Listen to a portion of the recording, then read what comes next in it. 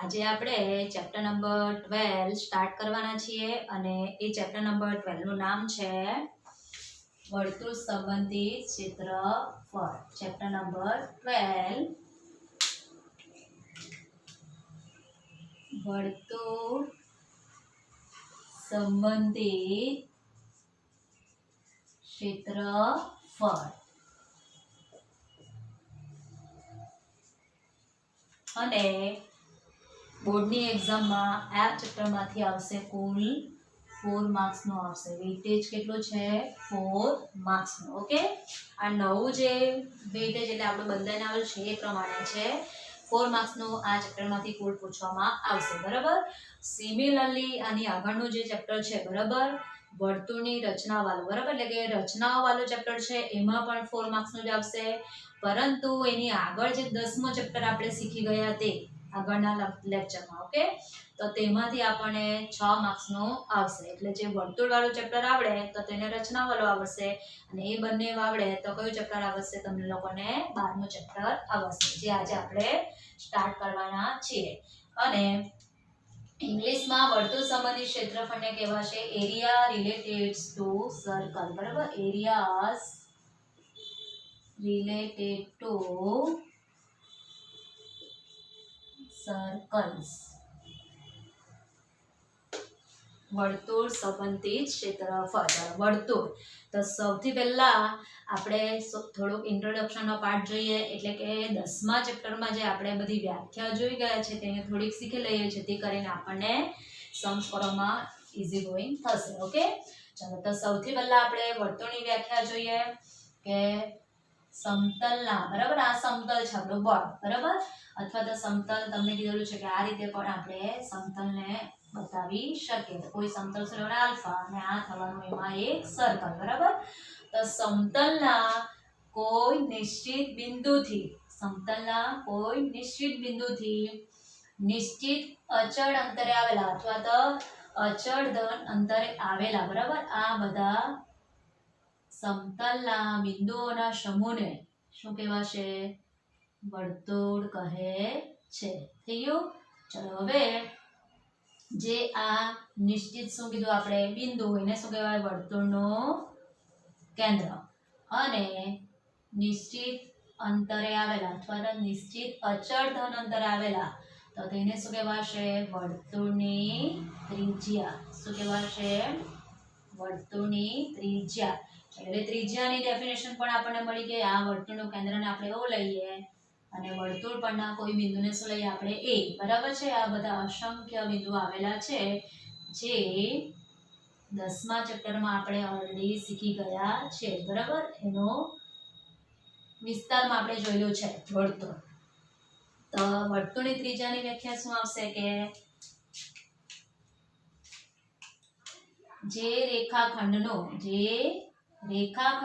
એક અંત્ય બિંદુ વર્તુળનું કેન્દ્ર હોય અને બીજું અંત્ય બિંદુ વર્તુળ પરનું કોઈ બિંદુ હોય, તો તે રેખાખંડને વર્તુળને શું કહેવાય?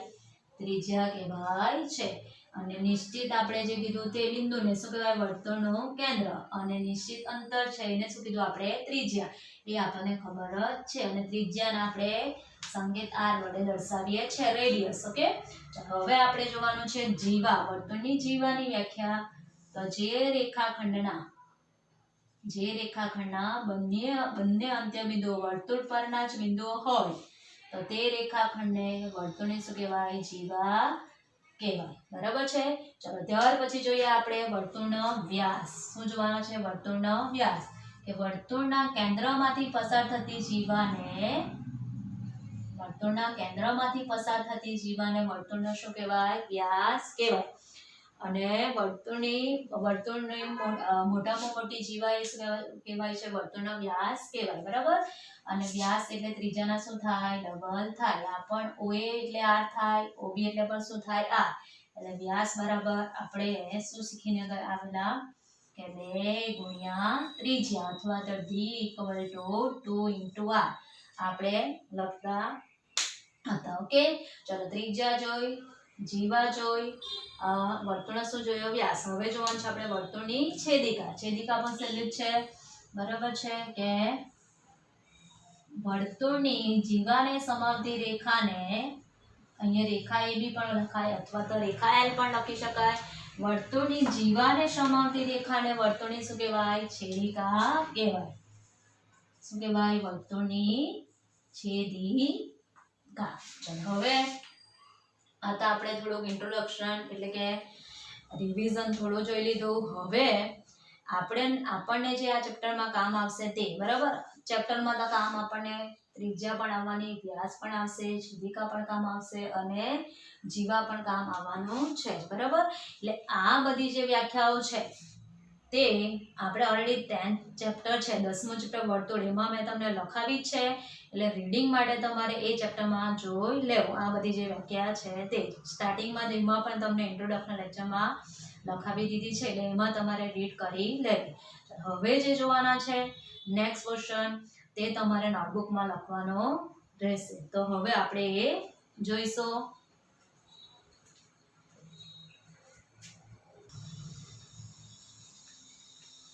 હવે આપણે જોવાનું છે વર્તુળની પરિમિતિ અને વર્તુળનું ક્ષેત્રફળ. પરિમિતિ એટલે આપણે 9મા ધોરણમાં શીખીને આવેલા, આપણે ત્રિકોણની પરિમિતિ મેળવી શકીએ, ચતુષ્કોણની પરિમિતિ મેળવી શકીએ. તો હવે આ ચેપ્ટરમાં એટલે કે લંબચોરસની પરિમિતિ પણ આવે, ચોરસની પરિમિતિ પણ આવે, સમલંબ ચતુષ્કોણની, એ આપણે 9મા ધોરણમાં પરિમિતિ મેળવીને આવેલા છીએ. અને પરિમિતિ એટલે શું કહેવાય? કે આપણને જે આકાર આપેલો હોય, બરાબર, કે ભૌમિતિક સમતલે આકૃતિ હોય એની બધી જ બાજુનો શું કરવાનું? સરવાળો. તો તેને શું કહેવાય? પરિમિતિ કહેવાય. ત્રિકોણની પરિમિતિ આપણે શોધીને આવેલા કે ત્રિકોણની ત્રણેય બાજુના માપનો સરવાળો એટલે શું મળે આપણને? ત્રિકોણની પરિમિતિ. તે જ રીતે ચતુષ્કોણની પરિમિતિ પણ આપણે મેળવેલી. ચતુષ્કોણની ચારેય બાજુના માપનો સરવાળો બરાબર શું થાય? ચતુષ્કોણની પરિમિતિ. તો આ ચેપ્ટરમાં આપણે જોવાનું છે વર્તુળની પરિમિતિ. અને વર્તુળની પરિમિતિને જ વર્તુળનો શું કહેવાય છે? પરિઘ કહેવાય. શું કહેવાય? પરિઘ. અને વર્તુળના પરિઘનું સૂત્ર આપણને ખબર જ છે અને એની વ્યાખ્યા પણ 9મા ધોરણમાં આપણે શીખીને જ આવેલા, બરાબર, કે વર્તુળની પૂર્ણ લંબાઈને વર્તુળનો શું કહેવાય? પરિઘ કહેવાય. અને વર્તુળના પરિઘનું સૂત્ર, વર્તુળનો પરિઘ અથવા તો શું કહેવાય? પરિમિતિ, જેનું સૂત્ર આવશે આપણને 2πr. જ્યાં r એટલે શું કહેવાય? વર્તુળની ત્રિજ્યા અને પાઈ એ કેવી છે? અસમય સંખ્યા છે. પાઈનું મૂલ્ય કેવું? અસમય સંખ્યા. એ કેવી રીતે મળે એ તમને પછીથી બતાવ.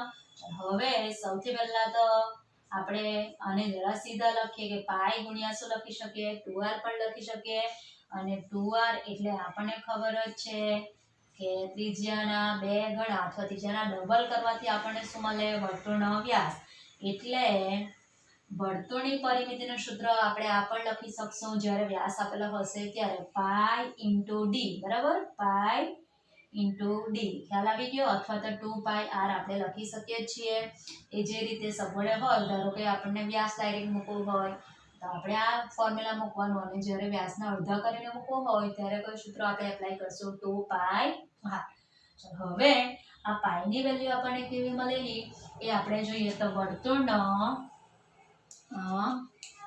પરિઘ, વર્તુળનો શું કરશું? પરિઘ ભાગ્યા વર્તુળનો વ્યાસ કરવાથી આપણને શું મળશે? પાઈનું મૂલ્ય મળશે. તો વર્તુળના પરિઘનું સૂત્ર શું આવશે? 2πr, બરાબર. અને વ્યાસનું સૂત્ર આવે અત્યારે જ આપણે જોયું, ત્રિજ્યાના શું થાય? 2 ગણા. એટલે 2 કેન્સલ થઈ જશે, r પણ કેન્સલ થઈ જાય અને પાઈ. અને પાઈ એ કેવી છે?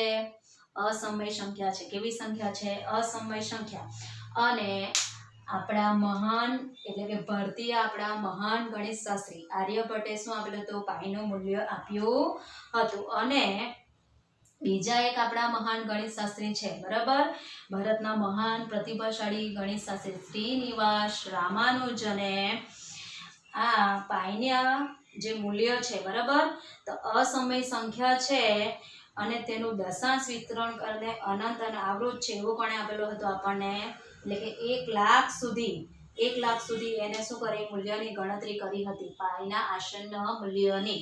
એટલે કે આપણે જે પાઈનું મૂલ્ય દાખલામાં જે લઈએ છે કેટલો 22/7 કોઈને આપ્યું હોય ત્યારે, અને જ્યારે આપ્યું હોય ત્યારે કેટલું લઈએ આપણે 3.14. તો એ પાઈના આસન મૂલ્યની ગણતરી એકલા દશાંશ સ્થળ સુધી કોણે કરેલી? આપણા મહાન પ્રતિભાશાળી, બરાબર, એટલે કે ભારતીય આપણા ગણિતશાસ્ત્રી શ્રીનિવાસ રામાનુજને કરી હતી. એટલે આ શોર્ટ માર્ક્સમાં તમને પૂછી શકાય, બરાબર. એટલે આપણે ફક્ત શું યાદ રાખવાનું છે? નામ, બરાબર. એ આપણી થિયરીમાં હું તમને આપીશ જ, એટલે ફક્ત તમારે નામ યાદ રાખવાના છે. આર્યભટ્ટે શું કરેલો હતો? તો પાઈનું મૂલ્ય શોધીને આપણને આપ્યું હતું, લગભગ મૂલ્ય શોધીને આપ્યું હતું, અને દશાંશ સ્થળ સુધીની ગણતરી કોણે કરેલી હતી? તો શ્રીનિવાસ રામાનુજને આપી હતી. એ બે નામ આપણે યાદ રાખશું, બરાબર છે. હવે જોઈશું આપણે વર્તુળનું ક્ષેત્રફળ, બરાબર છે. તો વર્તુળનું ક્ષેત્રફળ સૂત્ર આપણને યાદ જ છે, પણ ક્ષેત્રફળ એટલે શું કહેવાય એ પણ જરાક આપણે ઝલક જોઈ લઈએ, બરાબર. આ વર્તુળ છે, હા ને. તો આ જે આપણે અંદરનો ભાગનો શું મેળવવાનો? આ જગ્યા રોકીને, બરાબર, બોર્ડ પર જગ્યા રોકી, તો એ શું આપણને બતાવે છે? વર્તુળનું ક્ષેત્રફળ. અને વર્તુળનું ક્ષેત્રફળનું સૂત્ર શું આવશે? પાઈ આર સ્ક્વેર. વર્તુળના ક્ષેત્રફળનું સૂત્ર શું આવે? પાઈ આર સ્ક્વેર. અથવા તો આપણે આર ની જગ્યા પર તમને કીધું તે મુજબ જ કે શું મૂકી શકીએ? આ આર છે, બરાબર. એટલે આપણે ડી બરાબર શું લખી શકીએ? 2r લખી શકીએ. તો આર ની જગ્યા પર શું લખી શકીએ? d/2. એ રીતે પણ ફોર્મ્યુલા આપણે એપ્લાય કરી શકશું, બરાબર. d/2 આખાનો વર્ગ, વ્યાસના અડધા. એટલે પાઈનું આપણને ક્ષેત્રફળનું સૂત્ર આ પણ આપણે લખી શકશું d²/4, એટલે પાઈ d²/4. એટલે વર્તુળનું ક્ષેત્રફળ આપણે પાઈ આર સ્ક્વેર લખી શકશું, અથવા તો પાઈ d²/4. બે આપણે એપ્લાય કરશું, બરાબર છે. ચલો હવે અત્યારે તો આપણે બે સૂત્ર યાદ રાખવાના છે, વર્તુળનો પરિઘ અથવા તો પરિમિતિ અને વર્તુળનું ક્ષેત્રફળ. હવે આપણે એને રિલેટેડ શું જોઈએ? દાખલા જોઈએ.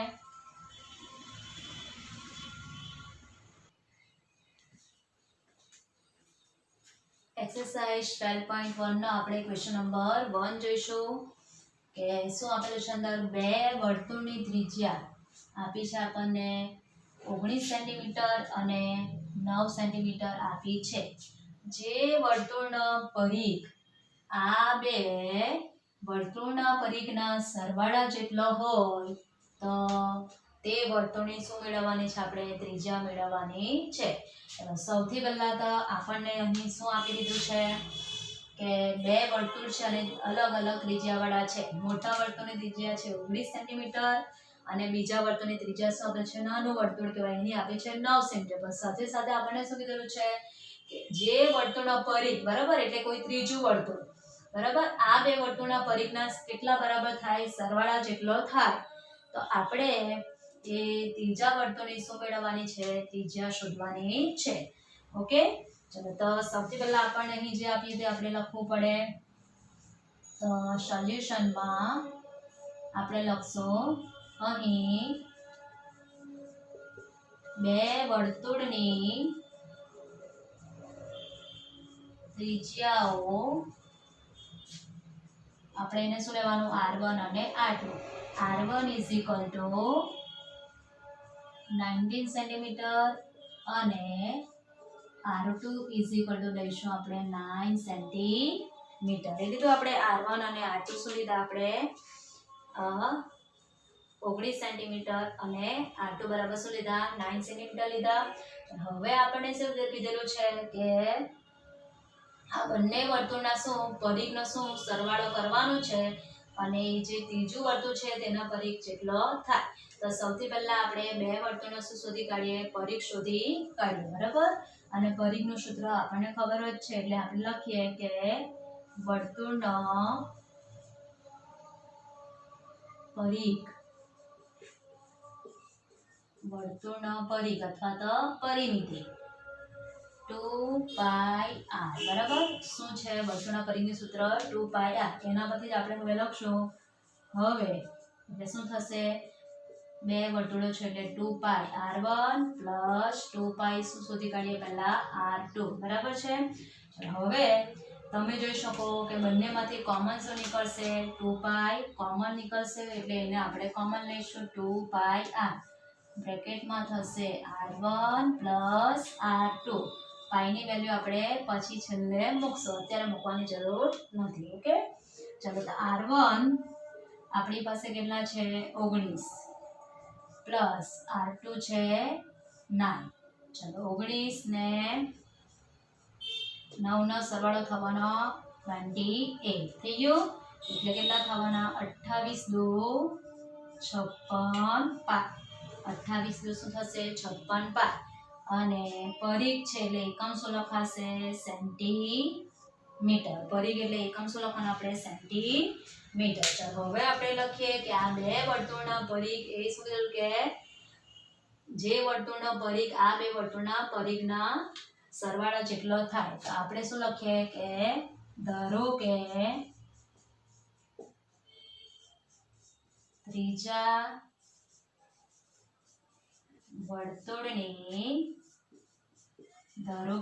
વર્તુળની ત્રિજ્યા ઇક્વલ ટુ લખવાનું આપણે r સેન્ટીમીટર આપણે આ મેળવવાની છે એટલા માટે ઓકે ચલો હવે ત્રીજા વર્તુળ છે બરાબર એનો પરિઘ શું થશે લખીએ આપણે કે જે વર્તુળનો પરિઘ હવે જે વર્તુળ એટલે આપણે કયું લઈએ આપણે અહીં આ ત્રિજ્યા વાળા વર્તુળનો પરિઘ આમ લખી દે બરાબર છે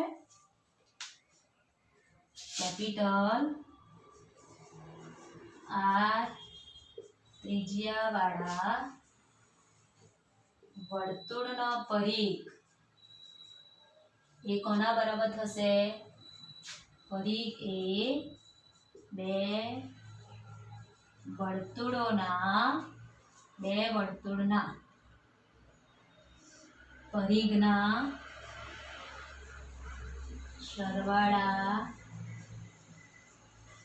જેટલો છે પરિઘના સરવાળા જેટલો છે થઈ ગયું આટલું ચાલો લખીએ therefore 2 પાઈ શું લખશું કેપિટલ r બરાબર શું થશે બે વર્તુળ એટલે કયા બે વર્તુળ આપણે શોધ્યા r1 અને r2 ત્રિજ્યા વાળા બે વર્તુળ 2 પાઈ r1 પ્લસ 2 પાઈ r2 થઈ ગયું ચાલો આપણે મેળવી દીધેલું છે એટલે આપણો આન્સર હવે આવી જવાનો 2 પાઈ r ચાલો અને આપણે મેળવેલું છે કેટલું 56 પાઈ સીધું જ લખી દઈએ આપણે ચાલો હવે તમે જોઈ શકો બંને બાજુથી શું કેન્સલ થઈ જશે પાઈ ને પાઈ કેન્સલ થઈ જશે એટલે શું આવ્યું બાકી રહ્યું 2r ઇક્વલ ટુ ચાલો એને આપણે જરા કઈ સાઈડ પર લખી દઈએ ઉપર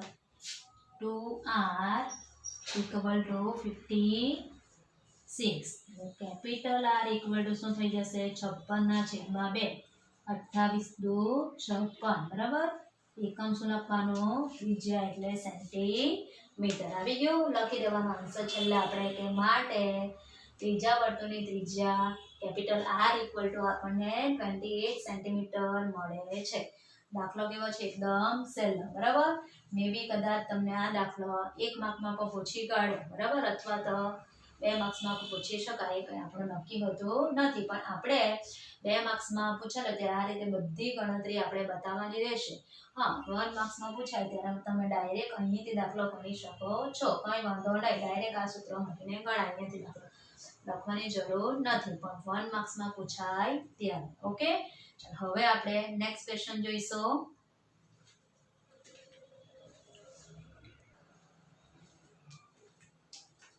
ક્વેશ્ચન નંબર 2 બે વર્તુળની ત્રિજ્યા 8 સેન્ટીમીટર અને 6 સેન્ટીમીટર આપી છે જે વર્તુળનું ક્ષેત્રફળ આ બે વર્તુળના ક્ષેત્રફળના સરવાળા જેટલું હોય તે વર્તુળની ત્રિજ્યા શોધો આગળના જેવો છે સેમ દાખલો જોઈ શકો છો પણ અહીં પરિઘની જગ્યા પર શું આપેલું છે આપણને ક્ષેત્રફળ બાકી દાખલો કેવો છે એકદમ સરળ બરાબર એટલે સોલ્યુશનમાં આપણે જે બે ત્રિજ્યા આપી છે એ સૌથી પહેલા લખી દઈએ અહીં બે વર્તુળની ત્રિજ્યા બે વર્તુળની ત્રિજ્યા r1 ઇક્વલ ટુ 8 સેન્ટીમીટર અને r2 ઇક્વલ ટુ 6 સેન્ટીમીટર આપેલ છે. ઓકે,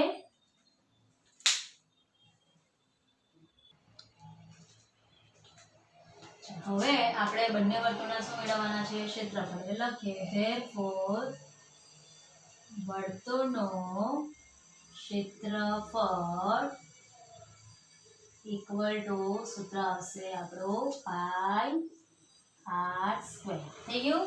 ચાલો, હવે આપણને શું કીધેલું છે કે જે વર્તુળનું ક્ષેત્રફળ આ બે વર્તુળના ક્ષેત્રફળના શું કીધેલું છે? સરવાળા જેટલું હોય. એટલે આપણે સીધું લખી દઈએ ઇમ્પ્લાઇઝ, બરાબર, કે સૌથી પહેલા આપણે શોધી કાઢીએ પાઈ r1 સ્ક્વેર પ્લસ શું શોધી કાઢીએ પાઈ r2 સ્ક્વેર. ઓકે, ચલો પાઈને શું લઈ લેવાનું? આપણે કોમન લેતા શીખવાનું. એટલે r1 સ્ક્વેર પ્લસ શું થઈ જશે? r2 square.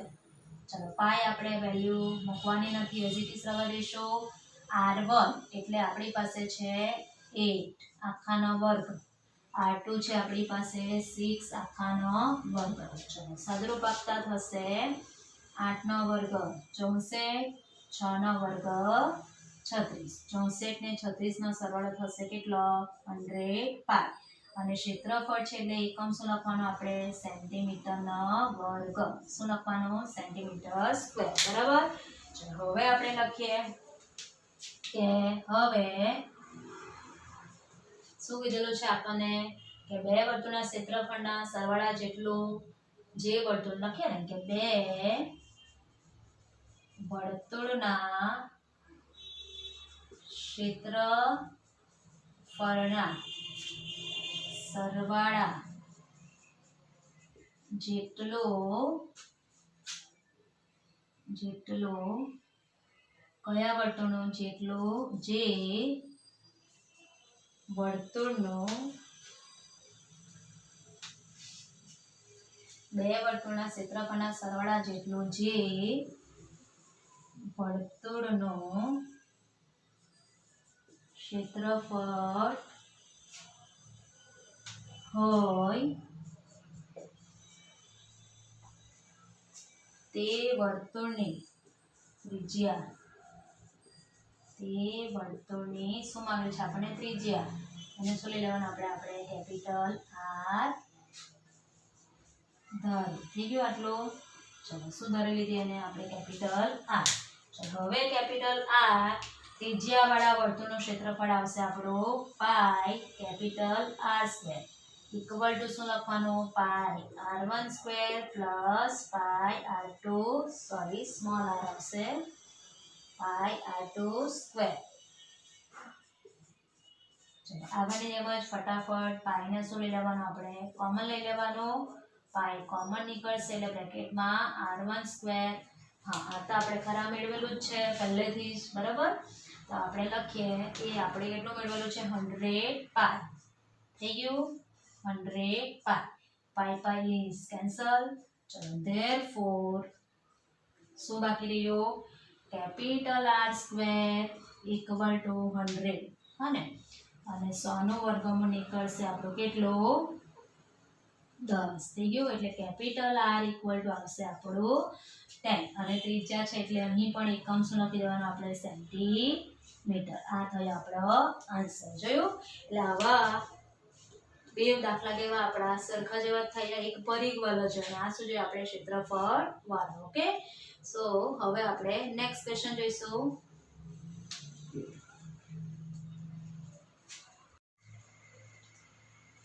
ચલો હવે આપણે એક્સરસાઇઝ 12.1 નો ક્વેશ્ચન નંબર 5 જોઈશું કે જો વર્તુળની પરિમિતિ અને ક્ષેત્રફળ કેવા હોય? સમાન હોય.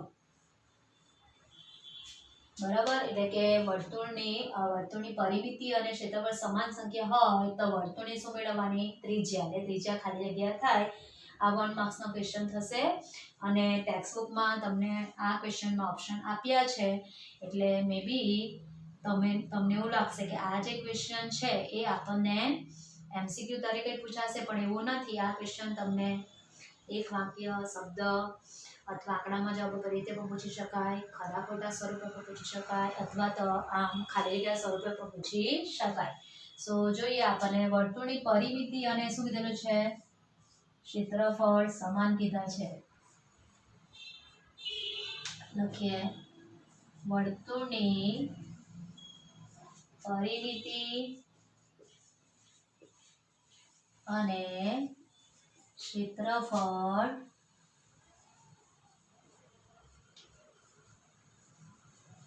સમાન સંખ્યા અથવા તો સમાન છે એવું પણ આપણે લખી શકીએ. ધેરફોર ચાલો વર્તુળની પરિમિતિ એટલે વર્તુળનો શું પરિઘ, એટલે એનું સૂત્ર આવશે 2πr બરાબર. ચાલો અને ક્ષેત્રફળનું સૂત્ર આવશે આપણું πr². બંને બાજુથી પાઈ ને પાઈ શું નીકળી જશે એટલે શું આવ્યું 2r = r².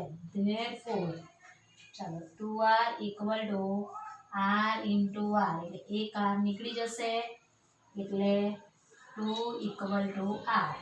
એટલે આપણને વર્તુળની ત્રિજ્યા મળી ગઈ r = 2. ચાલો શું અહીંયા આપણને કોઈ એકમ નથી કીધેલો એટલે આપણે શું લખશું 2 એકમ.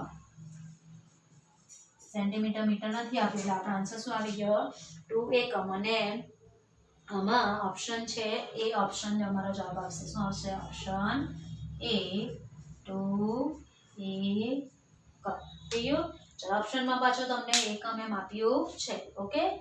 સો આજે આપણે 12.1 ના 3 દાખલા જોયા અને સાથે સાથે વર્તુળના પરિઘ અને ક્ષેત્રફળના સૂત્ર પણ જોયા. સો હવે આપણે નેક્સ્ટ લેક્ચરમાં મળશું. Bye bye and thank you everyone.